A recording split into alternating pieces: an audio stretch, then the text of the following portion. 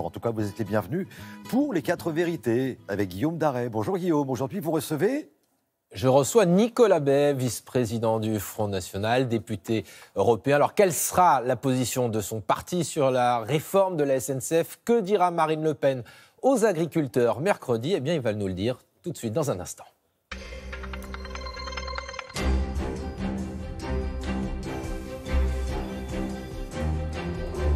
Bonjour à tous, bonjour Nicolas Bay. Bonjour. Eh bien, ce matin, dans 2 heures désormais, presque 2 heures, le Premier ministre va annoncer le calendrier, l'agenda de cette réforme de la SNCF.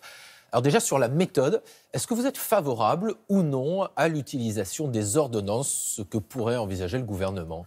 Nous sommes défavorables aux ordonnances parce que ça participe d'une logique qui consiste à essayer de confisquer ou de réduire en tout cas le débat démocratique. Le débat parlementaire doit avoir lieu, le débat démocratique en y associant l'ensemble des Français qui le souhaitent doit avoir lieu.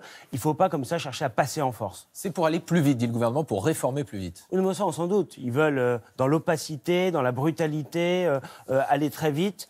Pour éviter un vrai débat de fond sur leur projet. Leur projet, c'est quoi, finalement? Où est l'opacité, la brutalité? Je crois qu'il y a une volonté du gouvernement, c'est de céder une fois de plus aux injonctions de la Commission européenne, qui veut aller vers la privatisation du rail. On a vu... Ça, c'était envisagé déjà 2019-2020, c'est oui, mais ils veulent accélérer ce processus-là, c'est-à-dire dans une logique de rentabilité de court terme, qui est la négation même de la notion de service public ferroviaire. La privatisation du rail, on a vu les effets désastreux que ça a pu avoir, par exemple, en Grande-Bretagne. Il faut au contraire défendre un vrai service public de qualité en matière ferroviaire qui permet le désenclavement des territoires. Alors, c'est pas vraiment dans ce sens-là que va le rapport Spinetta, qui dit qu'il y a certaines petites lignes qui vaudraient peut-être mieux fermer car elles ne sont pas rentables. Il vaudrait mieux, au contraire, concentrer les efforts sur ce qui est appelé les transports du quotidien. J'imagine que vous êtes opposé à cela, puisque vous dénoncez, je cite, des désertifications, notamment sur le plan des transports. Est-ce que ça veut dire, comme sur d'autres dossiers, par exemple, vous allez lancer, je ne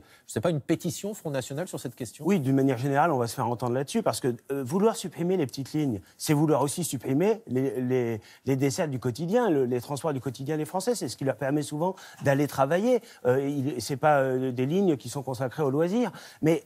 C'est une question fondamentale parce que soit on veut faire de la rentabilité le seul objectif, et à ce moment-là, on supprime, comme veut le faire le gouvernement, un certain nombre de lignes sous prétexte qu'elles ne sont pas ou peu rentables, soit on a une approche de l'intérêt général, et à ce moment-là, on préserve au contraire ces lignes-là. Pourquoi? Parce que même si elles ne sont pas totalement rentables à court terme, eh bien, ça va permettre le désenclavement, ça va permettre l'attractivité économique des territoires, le développement économique de notre pays. Or, c'est ça l'objectif. L'objectif, c'est pas simplement de satisfaire des actionnaires qui voudront simplement avoir un retour sur investissement immédiat à court terme. Autre point qui fait débat, la question du statut de cheminot. Est-ce que vous êtes favorable à son maintien ou au contraire vous souhaitez sa disparition? Moi je pense qu'il faut à la fois maintenir un statut spécifique qui assure la continuité du service public parce que c'est un aspect central. Un statut spécifique pour les cheminots? Oui, mais néanmoins, c'est ce qu'ils ont déjà, mais néanmoins je crois qu'il y a une nécessité, c'est de réformer ce statut. Tout le monde a bien compris que le statut de cheminot aujourd'hui, il est un peu obsolète parce qu'il a été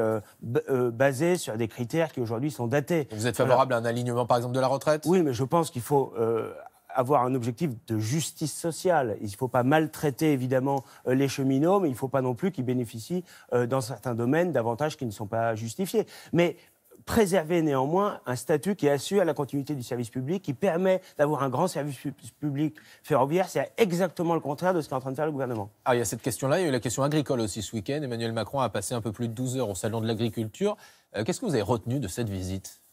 Pas grand-chose. J'ai vu Emmanuel Macron en train de faire la leçon aux agriculteurs sur le glyphosate, ce qui est un peu facile, parce qu'on ne peut pas à la fois faire la leçon aux agriculteurs et dans le même temps les livrer à la concurrence totalement déloyale. Avec le traité CETA, avec bientôt le traité avec le Mercosur, on est en train de tuer notre agriculture. Nicolas Hulot, encore hier, a dit le traité du Mercosur en l'état n'est pas acceptable. Mais vous savez Emmanuel Macron a dit on n'acceptera pas des règles différentes inférieure aux règles françaises. Mais vous savez très bien qu'il nous disait exactement la même chose avec le traité CETA, le libre-échange avec le Canada, qui pourtant est aujourd'hui en vigueur, alors même qu'il n'a jamais été ratifié par l'ensemble des parlements nationaux. Donc on voit bien que la logique du libre-échange, qui est la logique de l'Union européenne, eh bien Emmanuel Macron y est totalement soumis. Alors quand on nous dit qu'on n'acceptera pas des normes inférieures, en réalité ils n'auront pas le moyen de les empêcher, parce qu'on sait très bien que les agences de vérification au Brésil ou dans les pays du Mercosur, eh bien n'appliqueront pas du tout les critères qui sont les nôtres et on n'aura pas de possibilité de s'assurer que les normes sanitaires, sociales,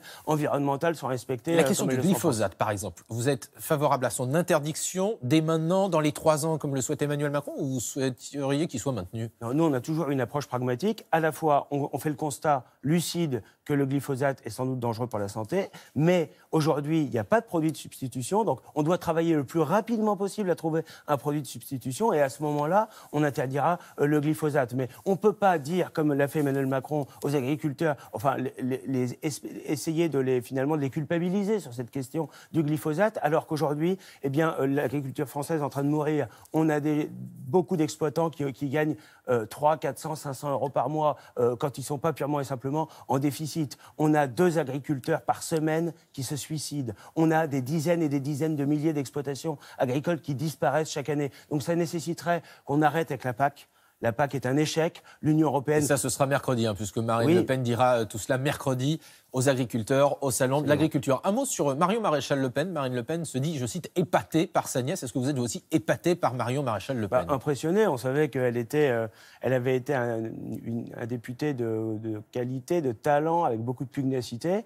Elle continue le débat des idées. C'est ça le message, finalement, de sa présence à Washington. Mais est-ce qu'elle n'incarne pas davantage l'avenir du Front National que Marine Le Pen? Non, je ne crois pas du tout. Il faut arrêter d'entrer dans ce genre de considération. C'est pas l'avenir du Front National, Marion Maréchal Le Pen a fait un choix parfaitement respectable de quitter l'action politique au sens partisan et électoral. Et pour acquérir une expérience dans le secteur privé, elle a dévoilé un certain nombre de ses projets professionnels.